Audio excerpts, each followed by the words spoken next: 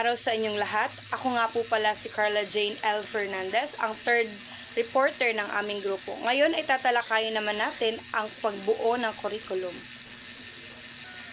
Pagbuo ng curriculum. Bubuo ang DepEd ng disenyo at mga detalye ng curriculum sa pinabuting batayan ng edukasyon. Makikipagtulungan ito sa komisyon sa lalong mataas na edukasyon or CHED upang mabuo ang magkaugnay na curriculum sa batayan at tersiyaryong edukasyon para sa kasanayang pandaigdig ng mga nagsisipagtapos. Sa ganito ay matiyak na ang kahandaan sa kolehiyo at upang maiwasan ang remedial.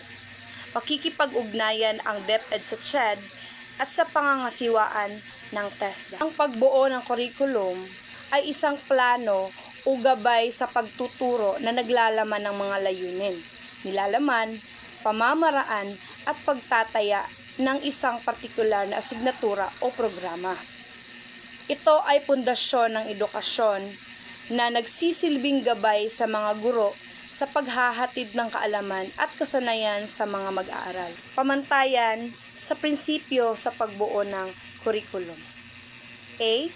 Nakasentro sa mag-aaral, nagsasangkot at angkop sa antas ng pag-unlad. B. Makabuluha, tumutugon, batay sa pananaliksik. C.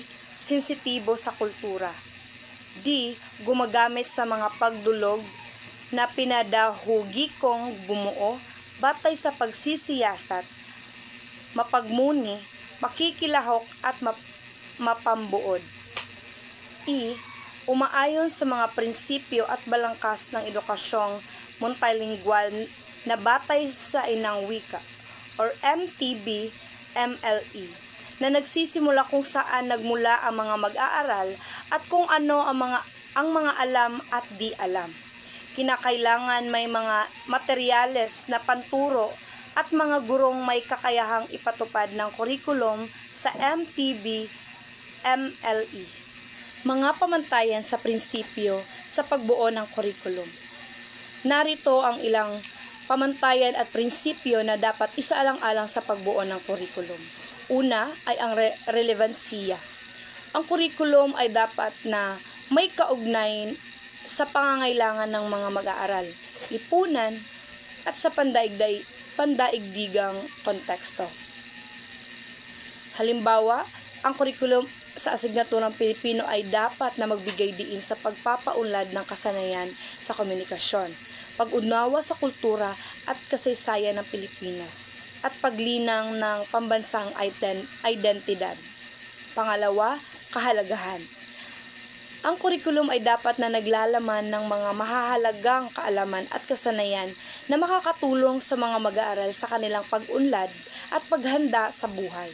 Halimbawa, ang curriculum sa asignaturang matematika ay dapat na magbigay diin sa paglinang ng mga kasanayan sa paglutas ng problema, pag-isip ng kritikal at paggamit ng mga teknolohiya.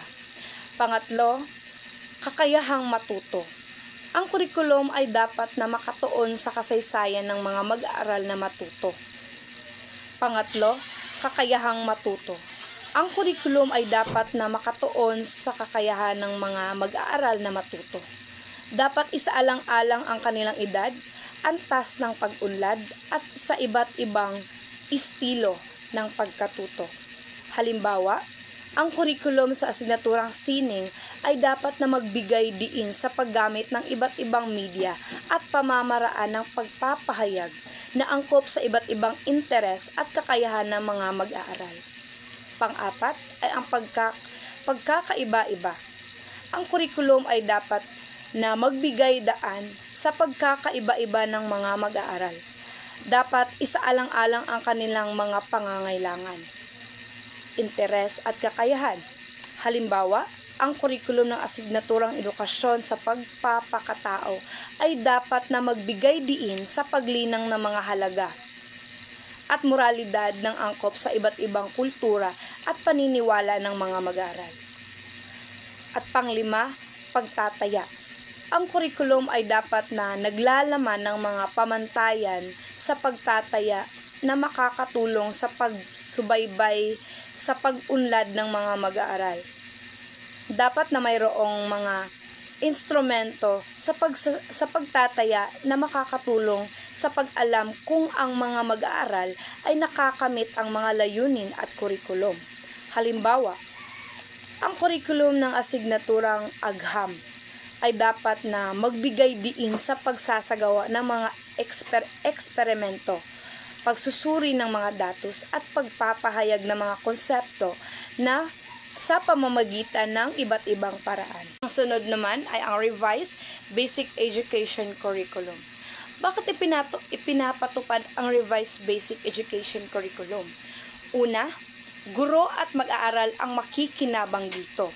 Pangalawa, maaayos ang paglalahad ng banghay-aralin dahil sa ready-made na ang mga ito.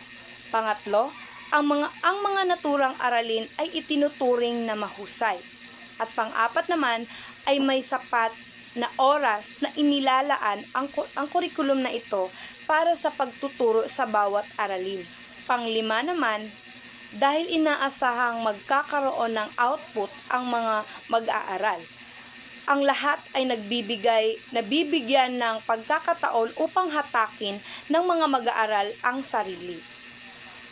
Pang-anim, mas magiging malinaw ang mga aralin at naipapaliwanag pang maayos bago pa man matapos ang session. At pang-pito, sinasabing cooperative learning ang mayroon sa klase na nagiging sanhi na pagiging last talk ang mga guro. At pang-walo naman, na ipapahayag ng mga mag-aaral ang kanilang mga saloobin hinggil sa kanilang aralin. At pang-siyam, binibigyang poon ang pagkakaroon ng mga mag-aaral ng linguistic fluency at numeric competence na kapwa mahalaga. At pang-sampo, ang pagtatalakay ng mga aralin ay sa pamamagitan ng interdisciplinary discussion strategy. Ang Revised Basic Education Curriculum ay isang bagong kurikulum na ipinapatupad ng Pilipinas noong 2012. Ang pangunahing layunin nito ay upang mapabuti ang kalidad ng edukasyon sa bansa at maghanda sa mga mag-aaral para sa hamon ng ika-21 seglo. Bakit ipinapatupad ang Revised Basic Education Curriculum? Una, upang mapabuti ang kalidad ng edukasyon sa Pilipinas at makasabay sa mga pandaigdigang pamantayan. Pangalawa, upang maghanda sa mga mag-aaral para sa hamon ng ika-21 seglo tulad ng globalisasyon, teknolohiya at pagbabago.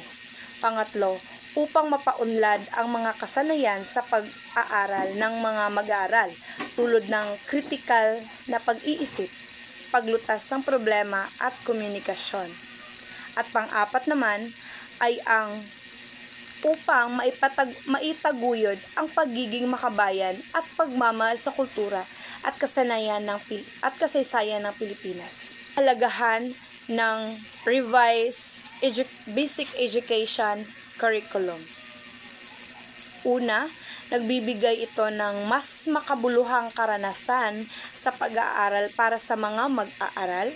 Pangalawa, naghahanda sa mga mag-aaral para sa hamon ng ika-21 seglo.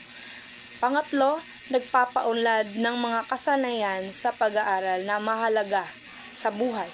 Pang-apat, nagtataguyod ng pambansang identidad sa pagtuturo ng asignaturang Filipino sa elementarya or sa elementary. Una, ang description.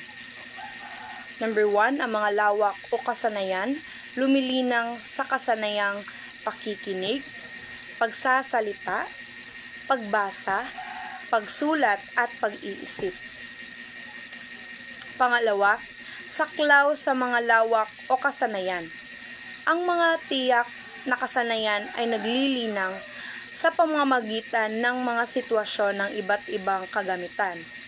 Sa lubusang pagkatuto, maaaring gamitin ang Filipino para sa nilalaman ng sibika at kultura o hekasi Ang batayang kasanayan sa pagbasa ay matutunan ng lubusan sa 3 baitang.